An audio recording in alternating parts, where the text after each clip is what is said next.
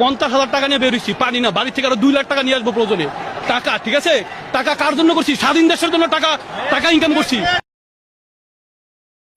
টাকা লইয়া যদি স্বাধীন দেশে বসবাস করতে না পারি, সরকারের আন্ডারে বসবাস করি, এই জীবন দেওয়ার জন্য রাস্তায় আসছি।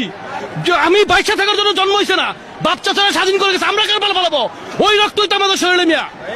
A few moments later. যেমন বাংলাদেশ চেয়েছিলেন সেই বাংলাদেশকে পেয়েছেন?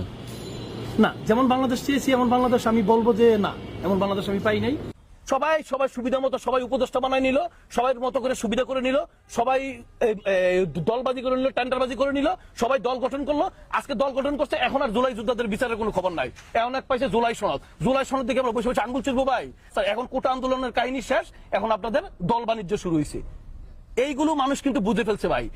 আমি শহীদ হয়ে আসলে আমাকে মূল্যায়ন করা হইতো, আমি শহীদ হইতাম, শহীদ হওয়ার পর আমার কবরে 4টা ফুলের মালা দিত, আমার পরিবারের 10 লাখ 5 লাখ টাকা দিত, শেষ, আমার বেচ্চা রাজনীতি করতো।